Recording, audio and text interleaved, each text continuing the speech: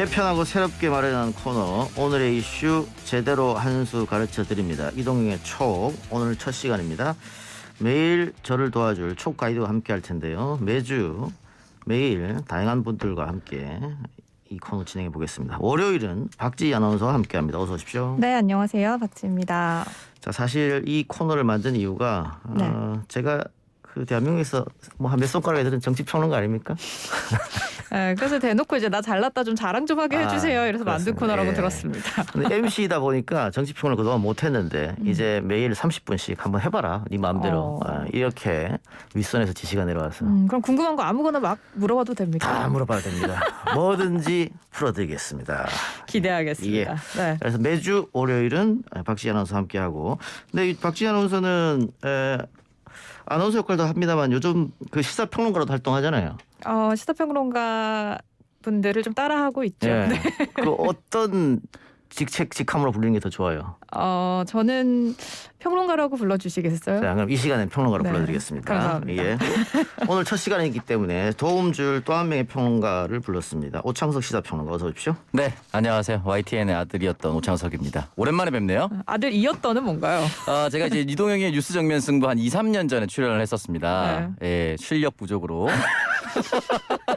자연 소멸됐다가 이제는 어엿한 시사평론가 타이틀을 달고 다시 돌아왔어요. 반갑습니다, 여러분. 예, 어떻게 보면 제가 시사평론가 머리 올려드렸는데 그 여기서 나갔다가 또 YTN 아침 방송에 또 출연하셨잖아요. 예, 맞습니다. 예. 지금 이제 황보선의 출발새 아침인데 예. 그 시간대 이제 노영희 변호사가 진행할 때 시사 브리핑을 했었습니다. 예, 그리고 지금 뭐 모든 종편 모든 방송 종횡무진 하시니까 오늘도 좀 기대를 좀 해보시죠. 네, 고맙습니다.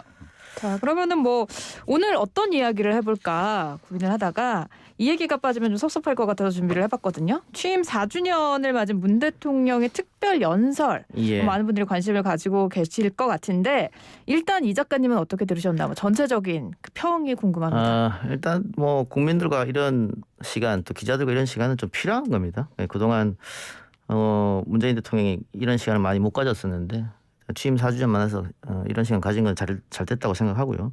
보통 이렇게 대통령 연설이라든가 특별 연설이라든가 혹은 국회 시정 연설이 끝나면 우리 언론에서 이걸 어떻게 분석하냐면 다르게 분석한 게 아니고 경제 이야기가 뭐 20 몇 차례 나왔다. 뭐 실업 이야기가 10 몇 차례 나왔다. 코로나가 몇 차례 나왔다. 뭐 박수가 몇 번 터졌다. 이렇게 얘기하거든요. 네. 그거 왜 합니까? 그런 거를 뭐 하나만한 분석을.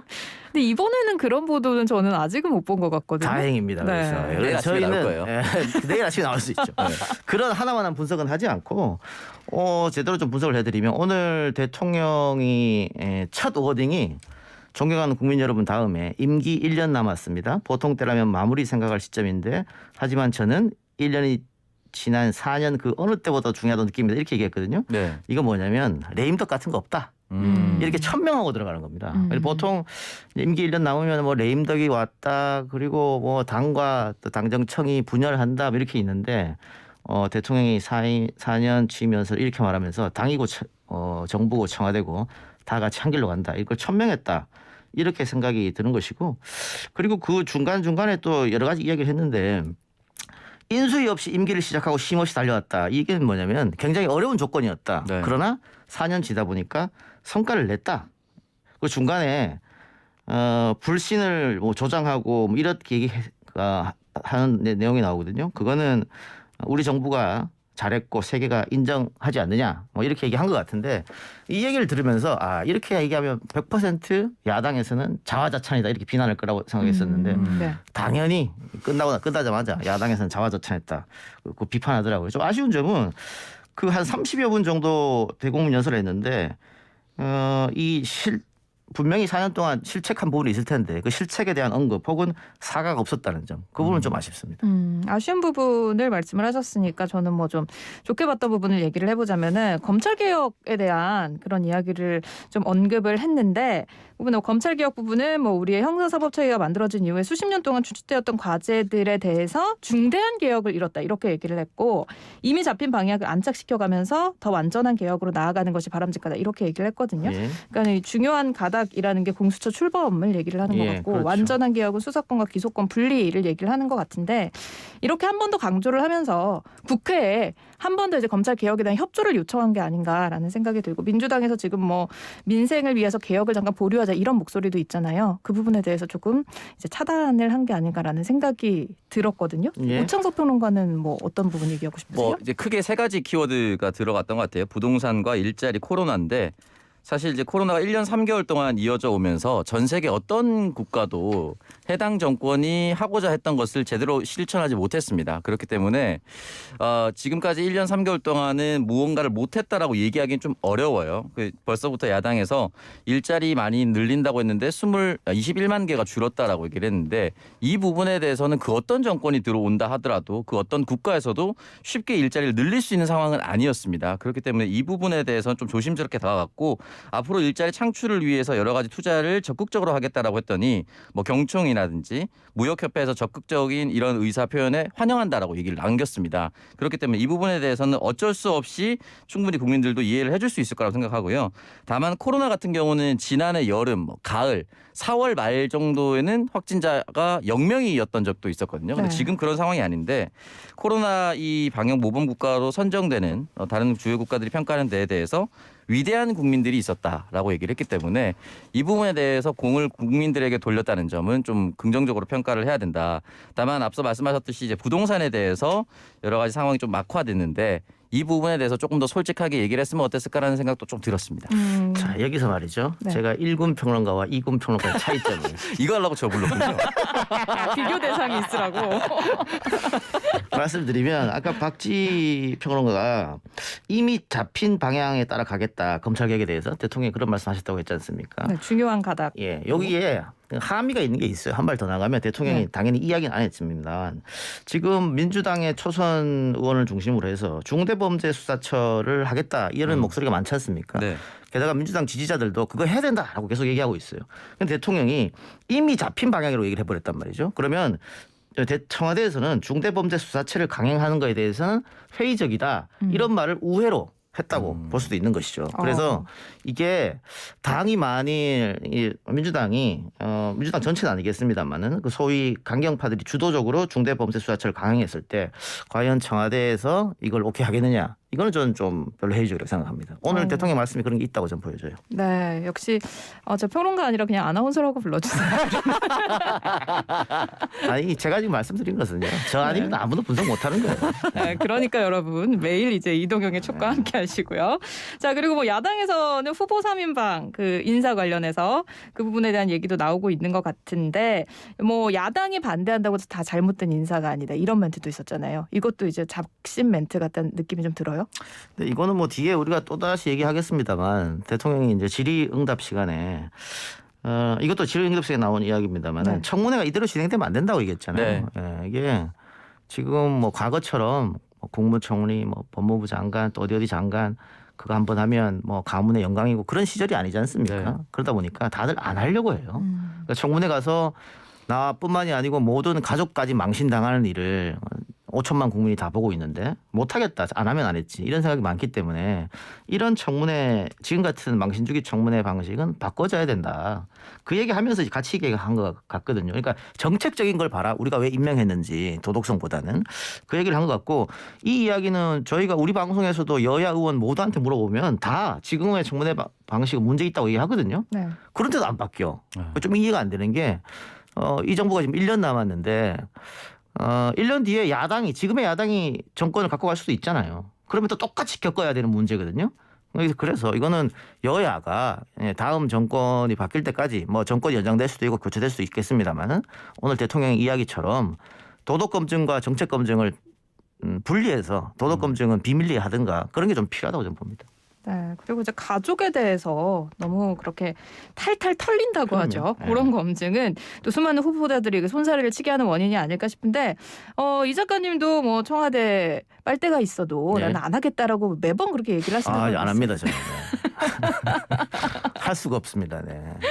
네, 그렇습니다. 그리고 뭐 이제 이재용 부회장 죄송합니다. 이재용 부회장 사면 관련해 가지고 뭐 국민 공감대 형평성 이런 이야기를 했는데 이건 어떻게 해석을 하세요? 이거는 뭐 사실 대통령으로서 선택할 수 있는 폭이 좁죠. 네. 왜냐하면 이재용 부회장 혹은 뭐 전직 대통령에게도 함께 나왔습니다만 사면에 찬성하는 국민들도 있습니다. 반대하는 국민도 상당히 많거든요. 네. 뭐 대통령 어느 한쪽 손을 들어줄 수가 없어요. 또 이 정부가 뭐 공정, 원칙, 뭐 상식 이런 얘기를 쭉 해왔는데 재판에서 법원 판결이 났는데 그거를 뭐 대통령의 고유 권한이라고 합니다만은 그걸 당장 적용했을 때 후폭풍을 생각할 수밖에 없잖아요. 그래서 오늘 대통령의 얘기는 그냥 원론적인 얘기였어요. 예, 원론적으로 던진 거였고 글쎄 모르겠습니다. 뭐 정권이 마지막에 혹은 뭐 새로운 대통령이 당선인 신분으로 건의해서 받아들이는 형식. 그게 이제 DJYS가 전두환 노태우 사면할 때 그런 식으로 했죠. 그런 방법이 있을지 모르겠습니다만 지금 당장 저는 이 정권 끝날 때까지 사면은 좀 어렵다. 그렇게 보여집니다. 오정석 평론가도 뭐 비슷하게 보시는 건가요? 네, 결과적으로 이제 이재용 부회장 사면 관련돼서 이슈가 나오는 게 지금 무슨 반도체 시장에서 이제 중국 시장에 추월당했고 삼성전자가 뒤처지면 국가 경쟁력이 떨어진다라는 것인데 삼성전자가 국가 경쟁력이 떨어지지 않게 하기 위해서 열심히 하는 회사였는가? 는 아니거든요. 그러니까 삼성전자는 삼성전자의 이익을 최우선으로 하는 사기업입니다. 물론 그 사기업에 대한 영향이 국가와 국민에게 영향을 크게 미치는 부분이 있지만 이재용 부회장이 사면이 되면 삼성전자가 다시 경쟁력을 되찾고 사면되지 않으면 경쟁력을 갖추지 못한다는 말은 말이 안 되는 거죠. 그 누구보다 이 경쟁력을 갖추고 1등을 유지하기 위해서 노력하는 것이 삼성전자 직원들이기 때문에 부회장의 이 사면 문제와 관련돼서는 결부짓지 좀 않았으면 좋겠다. 그리고 야당에서 늘 공격했던 것이 이제 공정이 최우선이고 나머지 능력이 아무리 된다 하더라도 이 공정을 어긋나게 하면은 이 사람 뽑지 말아야 된다는 얘기인데 지금 이재용 부회장이 딱 그런 케이스예요. 뭐 능력이야 어차피 삼성전자의 실적으로 인정을 받았다 한들 공정하지 못했던 부분 그러니까 전 정권의 특정인에게 말이나 이런 것들을 선물해주고 자신의 이득을 취하려고 하지 않았습니까? 이 부분에서는 국민들에게 당연히 아직까지는 용서를 받지 못했다라고 생각합니다. 네. 그 원론적 이야기는 뭐 이 문자 폭탄 관련해서도 사실은 대통령이 원론적 이야기를 하지 않았나 싶거든요. 네. 이걸 뭐 대통령이 하지 마라 할 수도 없는 문제고 이 답변에 대해서 박재희 씨는 어떻게 보셨습니까? 저는 이 문자 폭탄에 대해서는 근데 굉장히 의미 있게 들은 게 뭐냐면요. 이제 뭐 원론적인 얘기를 했죠. 자연스러운 현상이고 뭐 예의를 갖춰서 의견을 표출을 해달라라고 얘기를 했는데 여기에 주목을 좀 했습니다. 정치인들은 문자에 대해서 문자 폭탄을 얘기하는 거겠죠. 이 문자에 대해서 좀 더 여유 있게 받아들여야 한다. 라는 취지의 이야기를 했는데 이거는 대통령의 행동으로도 직접 보여준 부분이라고 생각을 하거든요. 그 지난 이제 뭐 총선 당시에 미래한국당 비례대표 공천을 신청했다라고 해가지고 뭐 조금 얘기가 있기도 했지만 그 청년이 문재인 대통령에게 이제 북조선의 개라고 표현을 했음에도 불구하고 처벌을 원하지 않는다라는 이야기를 했잖아요. 그 부분에 대해서 정치인들이 이런 문자 쏟아지는 문자에 대해서 어떻게 행동을 하기를 대통령이 원하는지를 직접 좀 보여줄 수 있었고 그거를 오늘 한 번 더 강하게 얘기를 한 게 아닌가라는 생각을 했습니다. 뭐 과거 대통령 경선 시절에도 문자 폭탄에 대해서 민주당의 다른 후보들이 문재인 후보한테 항의했을 때 양념이다 이렇게 얘기했었잖아요. 네. 그리고 이 부분에 대해서 대통령 생각은 변하지 않을 것 같은데 장석 평론가도 어떻게 그 정치 한때는 정치인이었으니까 네네. 문자 폭탄 좀 받아봤습니까? 심지어 정치를 안 하는 요즘도 문자 폭탄을 가끔씩 너가 방송에서 했었던 워딩이 마음에 들지 않는다. 이런 이제 이야기가 있는데 워딩이 마음에 들지 않는다라는 요 한 문장 정도 빼고는 아래 위로는 전부 욕이에요. 방송에서 한마디도 언급할 수 없는 욕들인데 그런 거 받으면 느낌이 어때요? 처음에는 이제 그러려니 흘려야지라는 생각이 들다가도 나중에 문득 계속 생각나거든요. 예. 그러다가 이제 그 지지자에 대한 반감까지 번지게 되는데 예. 지금도 사실 이제 기사가 쏟아지는 워딩들이 헤드라인이 그렇게 나와요. 문통령 지지자들에게 국민들에게 예의 갖춰라 이렇게 짧게 나오는데 그렇게 워딩하지 않았고요. 정확한 워딩은 저를 지지하는 지지자들이라면 그럴수록 더 문제에 대해서 예의를 갖추고 상대를 배려하고 그다음에 보다 공감받기 위해서 노력해야 된다. 그러니까 이제 내가 원하고자 하는 의지를 잘 전달해야 된다라는 얘기인데 문자 폭탄 자체를 하지 말고 예의를 갖춰라라는 지시 명령으로 좀 헤드라인이 계속 쏟아지고 있어 좀 안타까운 상황이죠. 그럼 어떤 평론가는 그런 문자 폭탄 맞으면 쿨하게 넘어갑니까? 아니죠. 쿨하게 마음에 담아두죠. 이게 잘 안 사라지더라고요. 사실은 진짜 쉽지 않습니다. 뭐 이동영 작가님도 그렇게 쿨하게 넘어가진 않잖아요. 아니 그래도 저는 뭐 오창석 씨처럼 댓글로 싸우고 그러진 않아요. 전 못 참고 싸우고 있더라고요. 네, 지금 뭐 저희 얘기를 듣기라도 한 듯이 이 댓글창에는 많은 분들이 이 코너 너무 좋다. 네, 매일매일 이 멤버로 가면 좋겠다라는 이야기도 있네요. 네. 예. 박지 씨도 꽤 많이 받아봤잖아요. 인스타 DM이라든가. 네, 그렇죠. 댓글이라든가. 팟빵 댓글이라든가. 네. 예. 지금 쿨하게 넘깁니까? 쿨하게 넘기고 또 그런 것들을 보다 보면은 제가 배울 것들이 있습니다. 배울 것들이 있고 뭐 너무 이제 속상할 때는 그렇다고 뭐 여기 뭐 내가 생각 안 하면은 내 인생에 그렇게 큰 영향을 주는 것도 아닌데 내가 배울 것만 배우고 나머지는 잊자 이렇게 생각하는 편이죠. 예. 네. 지난번에 눈이 퉁퉁 부어서 왔던 적이 있는데. 그거는 이제 모든 언론에서 예. 공격을 받다 보니. 그래요. 그러니까 이게 지금 민주당 국회의원들도 자신의 같은 정당 사람들한테 민주당 지지자들한테 이렇게 문자 폭탄 받다 보니까 아마 속이 좀 상하겠죠. 행동에 제약도 있을 수 있고. 이게 사실은 결국은 이제 자신 스스로는 소신 발언이라고 생각했던 것들이 엄청난 공격을 받으면 첫 번째 내가 잘못되었나라는 생각이 들고 두 번째는 아무리 나를 지지해줬던 사람이지만 반감이 생길 수밖에 없어요. 그러다 보니까 내가 얘기를 듣고 조정할 부분이 있다 하더라도 그냥 강행하는 경우가 또 생기거든요. 그러니까 결국 저는 함께 같이 가야 된다고 보는데 국회의원들은 당연히 최대한 걸러서 받아들일 부분은 받아들이고 지지자들도 내가 원하고자 하는 바를 정확하게 전달을 해야 됩니다. 그래야 그 사람이 나의 대표자로서 행동을 바꿀 수가 있거든요. 그러니까 예. 막연히 앞뒤로 욕만 써서 보내면은 사실은 이제 감정의 상처만 남죠. 자, 말씀드린 순간에 지금 유튜브 보이는 라디오 동시 접속자 수가 1,000명을 넘었는데 보통 저희가 6시에 시작해서 7시 넘어야 1,000명이 되거든요. 네. 오늘 저희가 별 홍보를 안 했음에도 불구하고 5시 30분에 시작했는데 지금 5시 49분에 1,000명을 돌파했습니다. 이동영의 촉 시작이 좋네요. 고맙습니다. 네. 시작이 반이다. 예, 예상 들고. 오늘 대통령 얘기를 쭉 했는데 아까 제가 앞서서 대통령 연설 중에 실정에 대한 비판, 스스로에 대한 자책이라든가 반성이 없었다. 그 부분 좀 아쉽다고 했었는데 질의응답 시간에 나왔어요. 질의응답 시간에 부동산 관련해서 한 2차례 질문이 있었고 그 부동산 정책 실패에 대해서 할 말이 없다. 죽비를 맞았다 생각했다. 그리고 그것 때문에 지난 재보궐선거에서 참패를 당했다. 이걸 인정을 했었는데 앞으로 그러면 뭐 어떻게 바뀔지 이것도 당정청이 생각할 부분이 아닐까. 어떻게 바뀌었으면 좋겠어요? 저는 기본적으로 이제 고용노동부에서 발표한 이 임금 근로자 통계표 같은 게 있어요. 이제 2018년까지 나와 있어서 2018년 거를 말씀드리면 1분위부터 10분위까지 10%씩 나뉘는데 1분위 연봉 소득자가 1년 연봉이 72만 원인 경우도 있고요. 최저입니다. 2분위가 1,166만 원, 3분위가 1,888만 원, 4분위가 2,153만 원인데 100만 원에서 150만 원 미만이 대한민국 임금 노동자 중에 40%를 차지합니다. 물론 세전 기준이긴 하지만 40%를 차지하다 보니까 과연 이 사람들에게 우리가 지금 부동산 공급은 이미 100%를 초과했다고 얘기를 하지만 이 40%에 해당하는 사람들이 과연 앞으로 계속해서 돈을 모은다고 한들 집을 매매로 구할 수 있을 것인가에 대한 문제를 다시 한 번 더 제기할 필요가 있다고 봅니다. 그렇다면은 이 부분에 대해서 부동산 공급량이 이미 100%를 초과했다라고만 얘기하지 말고 집을 앞으로 구할 수 있는 상황을 어떻게 만들어줄 수 있는가에 대해서 초점 좀 잘 맞춰야 된다고 봅니다. 박지희 평론가는 부동산 TV에서 한 10년 일하지 않았습니까? 네, 그렇습니다. 예, 부동산에 대해서 좀 잘할 것 같은데. 네. 그런데 저는 그냥 뭐 제 바람을 이야기를 하자면 사실 뭐 종부세라든지 이런 부분에 대해서는 그거 역시 뭐 내는 사람보다 안 내는 국민이 훨씬 더 많잖아요. 그럼요. 내는 국민보다. 그러니까 내는 국민들도 당연히 억울할 수 있죠. 억울할 수 있지만 내지 않는 국민들의 목소리도 같이 좀 귀를 기울였으면 좋겠다라는 생각이 드는데 글쎄요. 지금 민주당의 부동산 특위 구성이라든지 이런 걸 보면 조금 아쉬운 부분이 있긴 합니다. 뭐 지켜볼 일이겠죠. 네. 예. 자, 오늘 첫 시간 원래 박지희 씨하고만 해야 되는데 오창석 씨가 자기도 끼고 싶다 해서 오셨고 원래 무슨 요일이에요? 저는 원래 이제 금요일 담당자입니다. 금요일 담당자. 예, 금요일 날 그럼 다시 뵙는 걸로 하고 자, 같이 한번 해봤는데 어땠습니까?